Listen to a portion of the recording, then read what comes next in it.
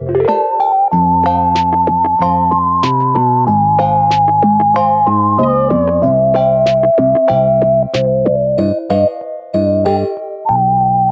opening credits of The Revenge of Robert feature a bunch of footage from the previous films which will work as well as anything for bringing us up to speed on the series.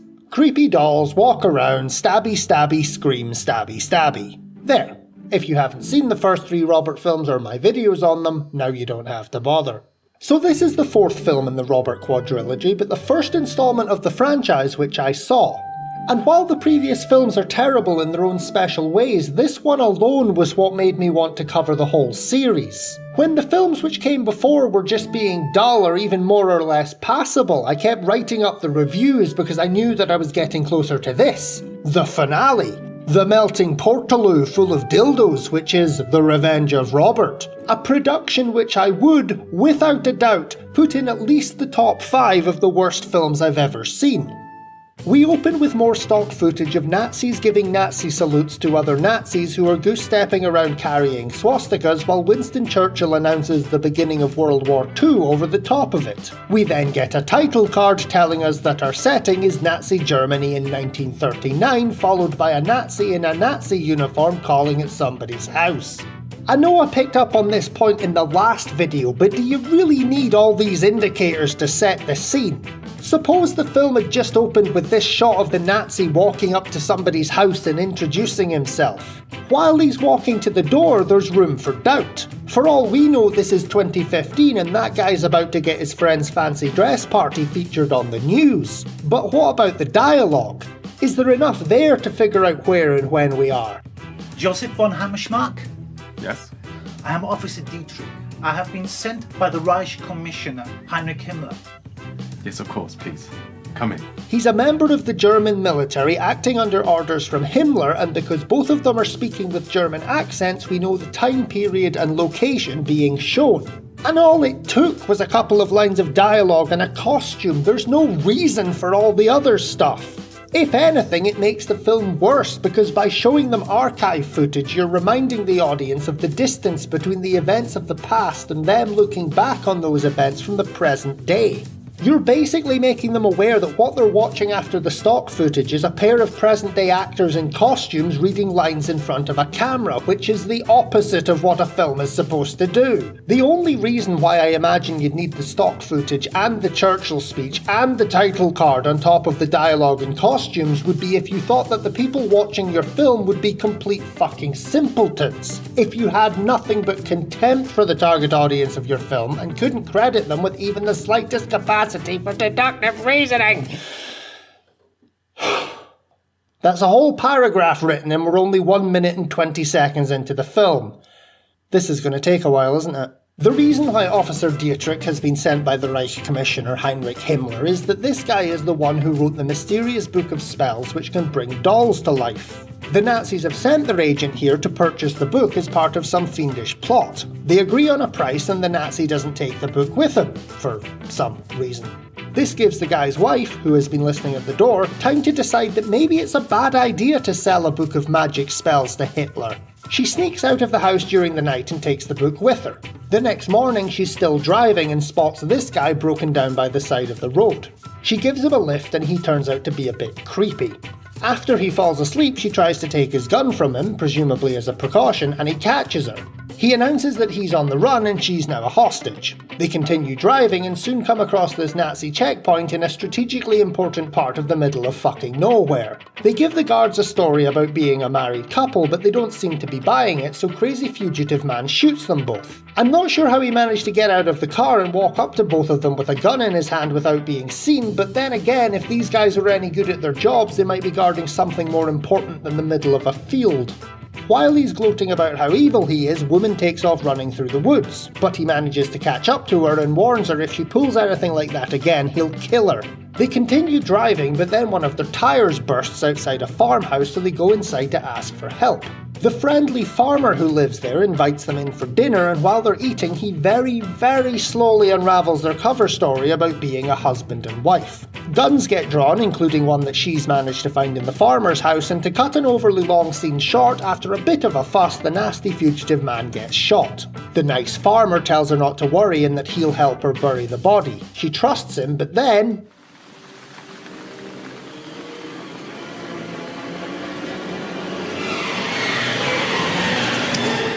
uh-oh! Turns out that the nice farmer man was actually a Nazi colonel man in disguise. Her husband had tipped off the Nazis that the book was missing, so they set a trap for her. One trap. Outside an isolated farmhouse in the middle of the countryside which they knew she would drive past because there is only one road in all of Germany. Anyway, now that the Nazis have the book, they see a chance to save a bit of money. The officer goes to visit the guy who was offering to sell it and shoots him in the head. Then he shoots him again. Then they call in the fucking howitzers to finish the job.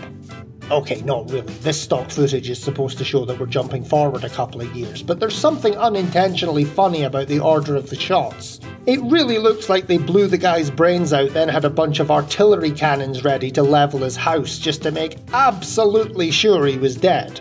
So now it's 1941 and we see a different Nazi explaining how after 2 years of owning the book, one of their historians suddenly fled with it. This historian turns out to be the fugitive we saw at the beginning of Robert and the Toymaker, which neatly explains the chain of events leading up to that moment and the story which followed. I do just have one small question. Why are we halfway through the film? Things might have seemed a little tedious a minute ago when I was describing how this woman who stole the book went driving and then talking and then driving and then running and then talking and then driving and then talking and then dead. There was a reason for pointing it all out, and that reason was that there was no fucking reason to any of it. Nothing which happens with this woman is brought up again or has any impact on the rest of the story because it sets up the events of the previous film, not this one. It's literally a standalone short story which has gotten us nowhere by the time it's complete. The Nazis had the book stolen from them, then they found the book, then somebody else stole it, then there was the entire storyline of the third film, and now here we are. 40 minutes have gone by and we're only just picking up where the last film ended. I had to go through every meandering little detail of the woman's journey with the book, because if I told you that the entire first half of the movie contained nothing of interest happening, you'd think I was exaggerating. If I told you that 50% of the whole film could have been completely edited out without affecting the remaining story, you'd think I had overlooked something important and subtle.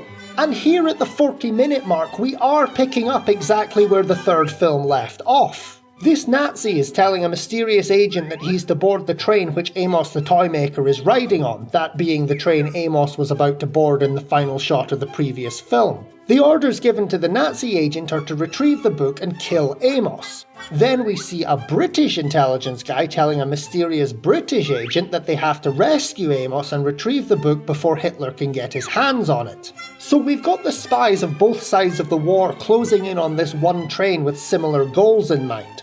But hold on a minute. This British agent giving the briefing seems to be fully aware of how important the book is and what it can do, which means that the UK government must have information about the existence of Robert and the other haunted dolls. So if we hop back to the film set in the 21st century for a minute, wouldn't British intelligence still have somebody looking out for information relating to the book? They believed in it enough to send one of the top agents after it, so I'd expect them to be. A magical spellbook which can raise the dead isn't the sort of thing you'd give up searching for. Which means it's odd that nobody in MI5 heard about the multiple murders and accidents which were connected to the same creepy doll.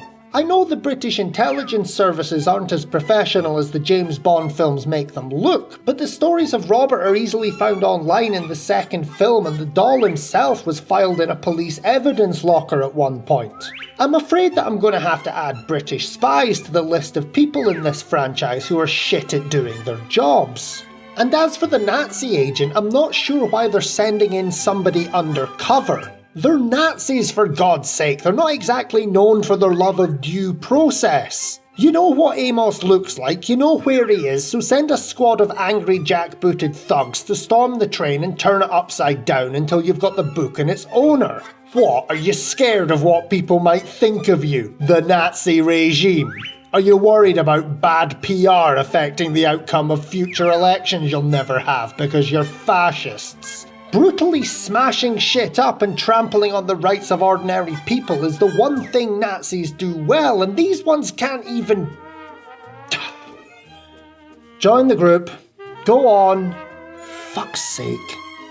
So the shit Nazi agent and the shit British agent board the train, but we don't know which is which. This guy snaps a Nazi's neck and this other one knocks out a ticket inspector, which gives us a pretty big clue, but personally I like to imagine that they've got nothing to do with spies or espionage. They're just two guys with serious anger management problems who happen to get on the same train. The train sets off. 43 minutes! 43 minutes! We're over the halfway mark and it's taken us this long to get from a guy walking towards a train to the train actually leaving, and fuck all's happened in between. As Amos begins to relax at having escaped the Nazis, a ghost shows up. Typical. She actually talks about being a figment of his imagination, but when Amos notices her sitting there, they throw in a shot of the dolls also reacting to her presence, so I'm going with ghost. Now, I'm sure I don't need to remind you since you've been paying such close attention, but this is the ghost of the girl who turned up at Amos's toy shop in film number 3 with a bullet in her back and gave him the spell book. She starts going on about demons of the past and letting go of bad memories, which sends Amos into a flashback. He used to be a happy family man, but put too much time into making dolls in his shed and his wife started seeing somebody else. She wanted to leave Amos for the other guy, but he didn't think his family would approve of him marrying a woman who already had kids. Her level-headed response to this was to drown her children in a pond so she could elope with her fancy man. I would have suggested just abandoning them, but then again they don't look too fussed about what's happening, so maybe this solution worked out best for everyone. For some reason her lover wasn't impressed by her pragmatic approach to problem solving and dumped her. This left Amos, who was apparently in his workshop while his children were being drowned outside, with a nasty discovery to make.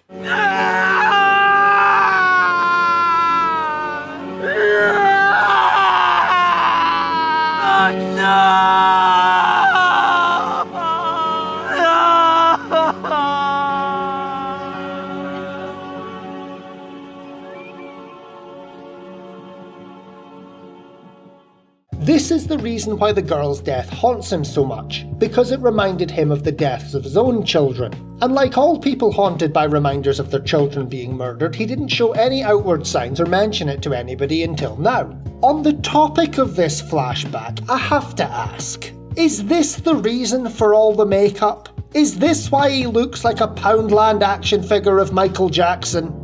Did they cover him in all this latex and cotton wool just so they could take it off for a brief scene where he's meant to be younger? In which case, why not have him look younger in both the films set in the 1940s and only age him for the brief scenes set in the present day? You might argue that it's to do with actor Lee Bain playing both Amos Blackwood and the dad from the first film. It might be confusing to see the same actor suddenly appear as a completely different character out of the blue.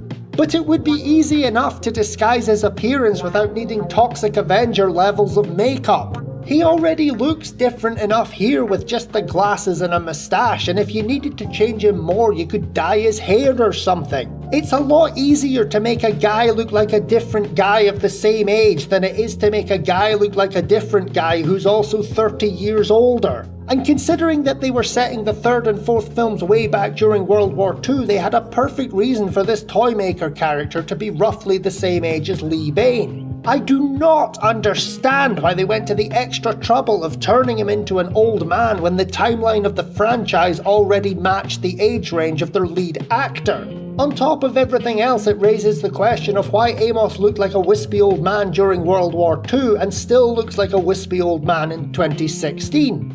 I suppose the spell which brought him back to life must have also made him immortal.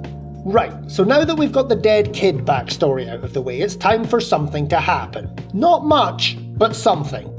Meanwhile, the two undercover agents are still working their way through the train, and it must be some size of a train because this guy was showing the photograph of Amos earlier in the day and he's not done yet even though it's dark now. So it's literally taken them all day to search one train, and I suppose wispy toy makers are always in the last place you look because the two agents find Amos's carriage at the same time. And stay with me if you want to survive, Sid. Oh, that sounds a bit like... Come with me if you want to live. Oh, and he's done a similar thing with... Okay, yeah, you've invited a comparison between this and Terminator 2. That seems like a smart idea. Because on the one hand you've got Terminator 2, but on the other hand you've got... So one agent, who may or may not be the Nazi assassin, orders Amos to come with him and takes off through the train. The other agent, who may or may not be the Nazi assassin, runs after them firing a gun. They get to a car at the rear of the train. There's a fight and Amos decides to shoot the guy who was dressed like a Nazi. But guess what? That was the British agent, and Amos has just unwittingly killed the guy who was trying to protect him. The Nazi agent laughs and talks about how great it is to be a big evil Nazi. This gives the possessed dolls... in case you forgot, this film's about possessed dolls. Time to creep up and attack him. The girl one goes stab and the Nazi immediately shoots her. Then the clown one goes stab and the Nazi immediately shoots him. Then Robert walks into view and the Nazi aims his gun at him. Holy shit, we've finally got someone who's not going to turn into a gibbering wreck at the sight of Robert. He's got Robert in his sights and all he needs to do is pull the trigger. Ah well, at least he tried. Again, this is proof that Robert is shit. If the gun hadn't coincidentally run out of ammo, then that would have been it for him and he'd be dead along with his two pals, who, you will note, were gunned down like dogs the minute somebody was able to get their shit together and just shoot the little fuckers. But now the two other dolls are dead and Amos is devastated. He crawls towards them for what must be one of the most heart-rending pieces of melodrama in cinema history.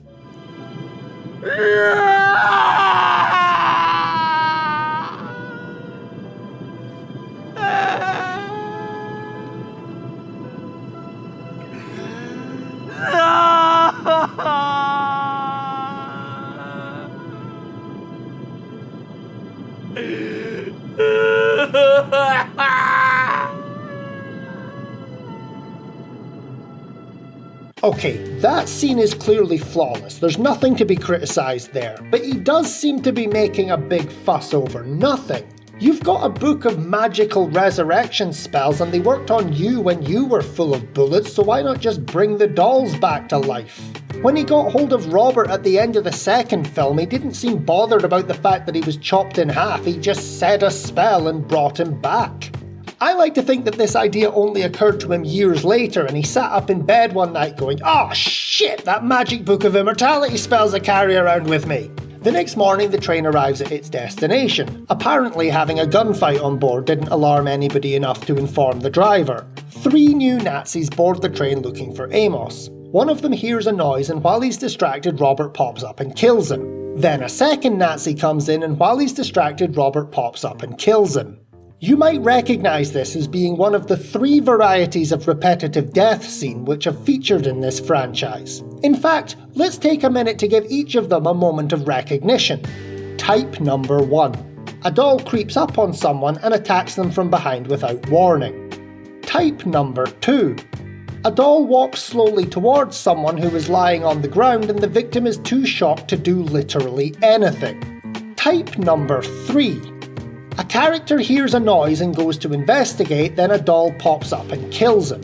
And while I'm talking about recurring elements, what's this tiny shitty little knife Robert's been wielding throughout these films? He started off with a variety of weapons, a knife, a bat, a straight razor, a screwdriver, and a fucking plastic bag, idiotic as it was. But then at some point he defaulted to this thing which looks like an attachment from a Swiss Army knife and does not look like it would be able to do any serious harm to anybody.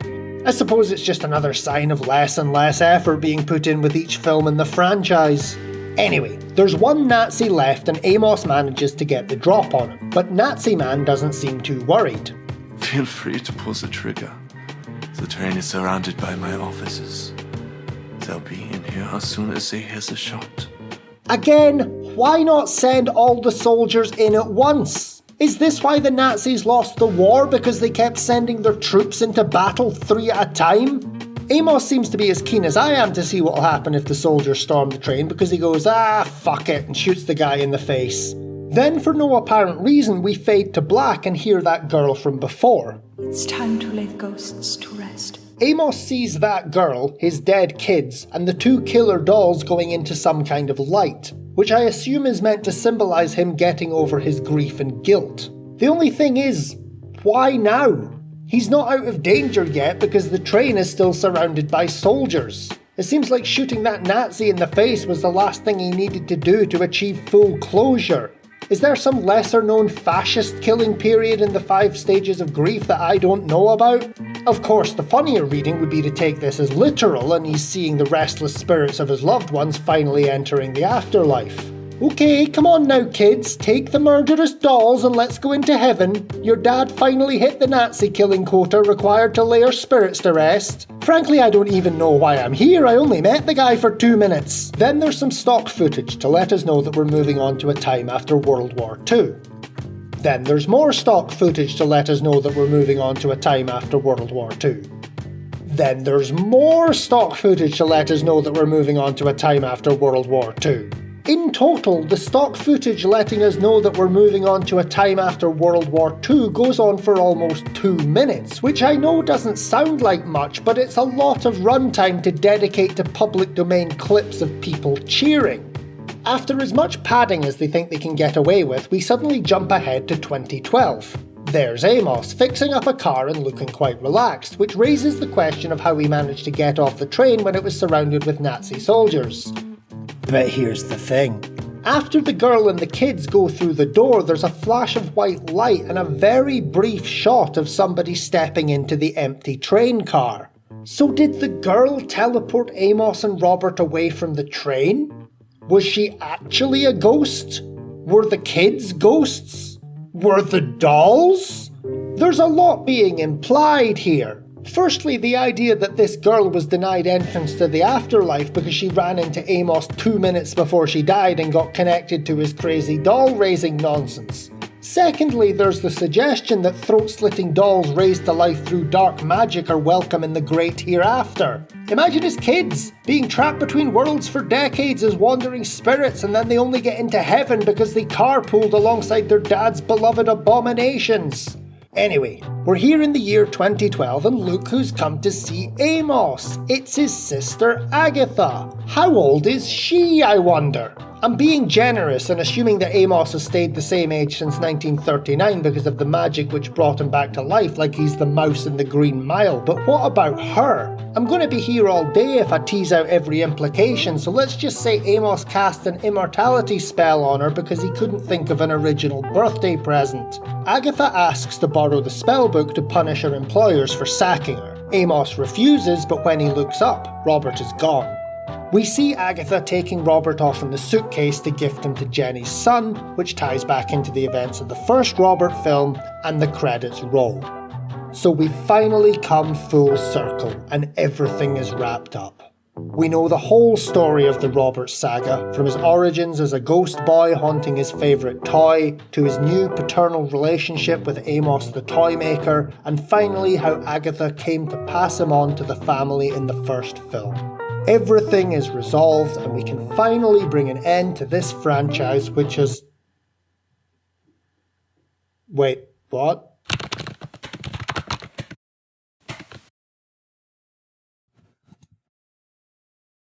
Oh, for fuck's sake!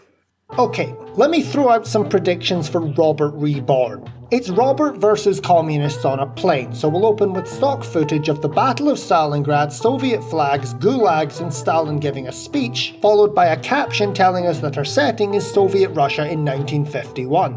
Then, because Soviet uniforms aren't as recognisable as Nazi ones, we'll probably get a guy dressed as Stalin saying, "It sure is great to be Joseph Stalin, the head of the Soviet regime here in Russia in 1951. Then he'll point to where Russia is on a map while looking straight into the camera for 10 seconds. Next, I predict we'll get 40 minutes of flashbacks and padding as Amos has revelation after revelation about huge events in his life which have never been mentioned until now.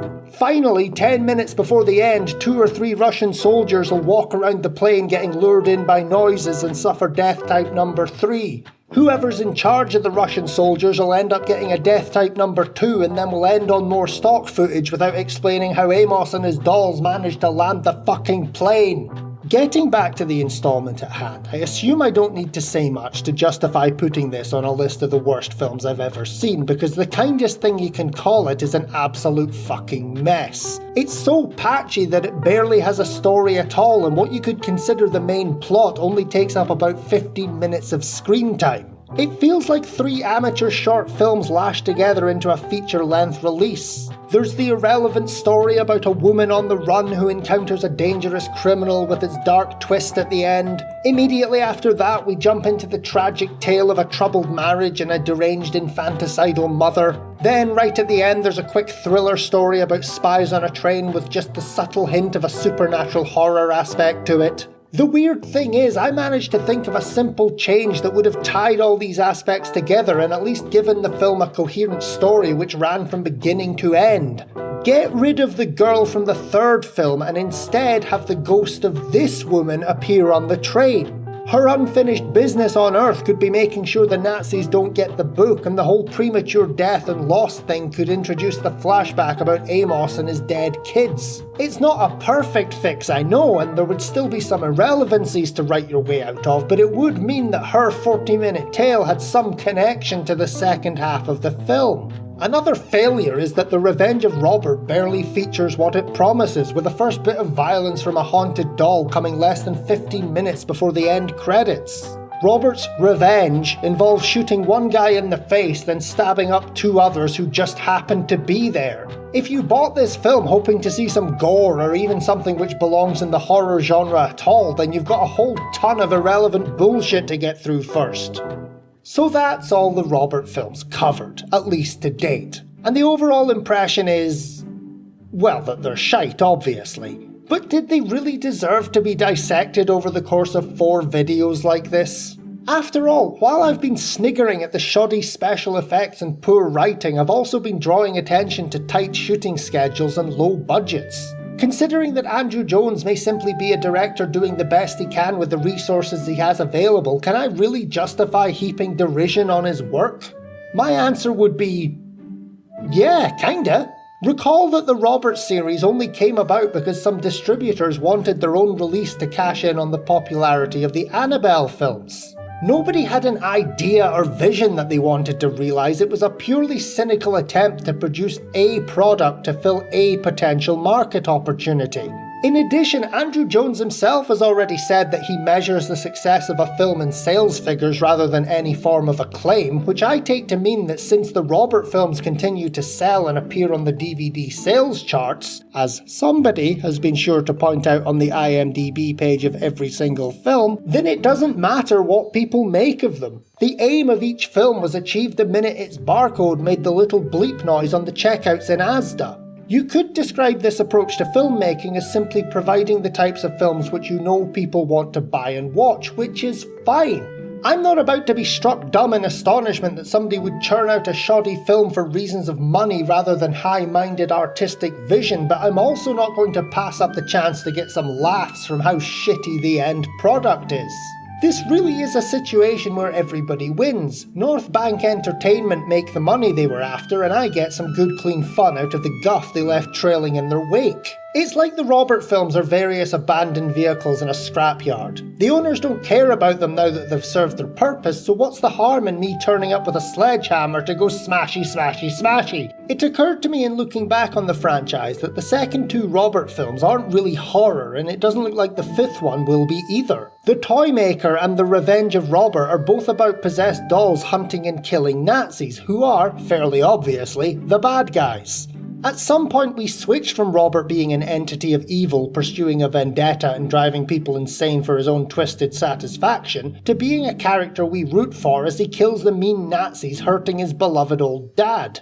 And this 5th installment is about Robert stabbing up KGB thugs, which seems like it'll feature a similar type of dynamic. We're still going to be cheering on the murders because Amos and Robert have become sympathetic characters. Which means that when the Soviet soldiers on the plane are getting their death types number 3, it's not going to be scary except to people who are terrified by the thought of something hampering the spread of international communism. I think I was right in my first video when I said that by the time we were done we'd be looking back on the original film from a very different place. Remember when it was just one murderous toy against an ordinary frightened family? Not a teleporting ghost girl or Necronomicon to be seen anywhere. That's why I'm perversely looking forward to Robert Reborn, because it seems that as the budgets being handed out go up, the quality of the films go down. Nobody can look at The Revenge of Robert and tell me anybody involved was actually trying. Whatever's coming next is sure to be the melting portaloo of the gods.